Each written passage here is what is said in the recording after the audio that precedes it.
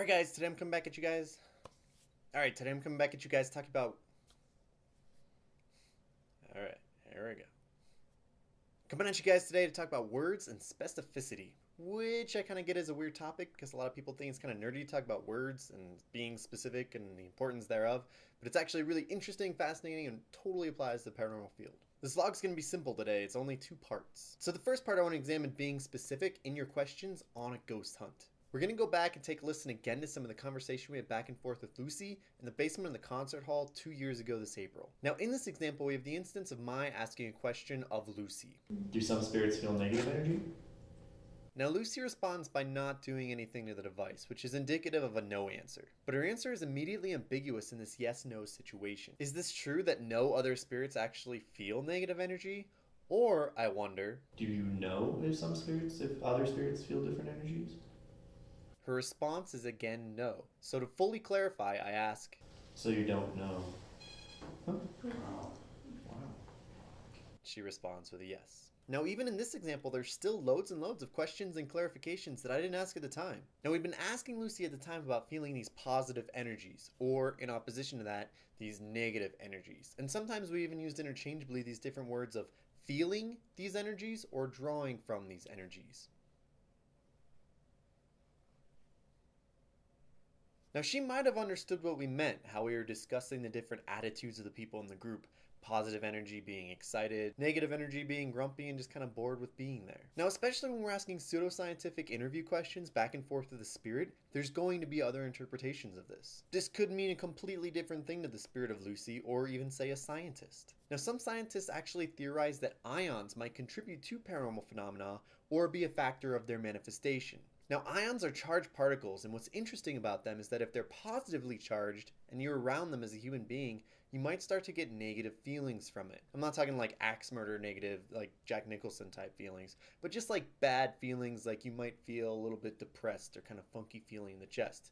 However, when ions are charged negatively, you actually get very positive feelings. So of course, this is where we get those ionic breeze air filtration systems that actually take the air in your living room, charge it negatively, and you actually start to feel more positive. Now some people think then that as a byproduct or a condition of a spirit's manifestation then, that these positive ions might actually be what we're feeling in a room when we're feeling the negative presence of a spirit. So even when we're in the presence of a positive spirit, someone who's actually benevolent, we might still get those negative sensations due to these ions in the air. So as we sit in the room talking about Lucy, whether she draws from these positive energies, she might know that we're talking about attitudes, but on the other hand, she might think we're talking about ions. And you can see how easily, even from this one single question, what seems to be really simple can be totally loaded and really difficult for a spirit to answer with just a simple yes or a no. Now look at even the difference between the simple questions, can you do something, and do you do something? One speaks to potential, the other speaks to whether something's actually happening. And so you can see how even easily that is when you ask Lucy, can you interact with other spirits? And she says yes. You might even assume that she does actually interact with other spirits. You might even start telling people that she interacts with other spirits. But that might not be true. She might be able to, but she might not want to or actively do it at all. What I find really fascinating about this, not just because I'm an English major and a writer, is the real life implications of this, which leads me to part 2 of the blog. Now for example, I have a tattoo on my forearm of a jack-o'-lantern. Now some people have been specifically known to say that I have an evil jack-o'-lantern on my arm.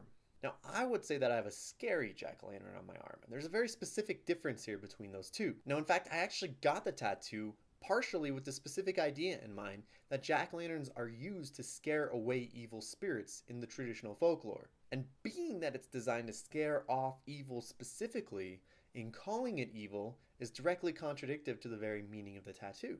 Having an evil jack-o'-lantern on my arm would contribute to the evil that it's specifically trying to ward away from. Now if you think about it, we actually do this a ton in our culture in general. We tend to attribute inherent evil to things that are simply scary. And in fact, making this distinction between scary and evil is really important. It's one that horror aficionados have been doing for a long time. And in fact, it's one that most of the general public hasn't necessarily made. A lot of people act under this assumption that 1, something scary is evil. And then 2, if you're interacting with this something scary, you are in turn interacting with something evil. Now obviously this opens doors to different conversations about how inherently evil scary things are, where the line is drawn between scary and evil, you know. Most things that are evil should scare us, but that doesn't necessarily mean that most scary things are evil. In fact, it's why I'm so fascinated with the idea of the anti-hero. And for example, Batman. Batman is supposed to be frightening. He's supposed to strike fear into the hearts of his villains, and he's often been portrayed as a very creepy character. However, he's a crusader for good. He's trying to do a good thing. The second Batman movie of the Christopher Nolan trilogy explores this. Batman seems like a villain, but he's actually good. And that contradiction between the two is one that fascinates me very, very much. So I urge you to study these distinctions everywhere in your life, especially in paranormal investigation, where these binaries and these associations need to be deconstructed and need to be specified, especially when you're interacting back and forth with a spirit through some device that can only allow you yes-no communication. But you can make these distinctions in other ways too, in politics, in art, in literature, and even social situations. Making that distinction between what you actually mean, what society thinks that we mean, and what you actually believe is very important. Now that's all I got for you today. Now, of course, you can always find me at www.karlpfeiffer.com and on Twitter at Karl Pfeiffer. If you like this vlog, go ahead and check out earlier versions, which I'll post right here. And if you really like it and you want to see some more, go ahead and subscribe to either the blog or the YouTube video, or heck, even both. Go ahead and click the like button below if you liked it, and if you want to add to the conversation more about some of these things, leave a comment down below. Till then, see you guys next Wednesday.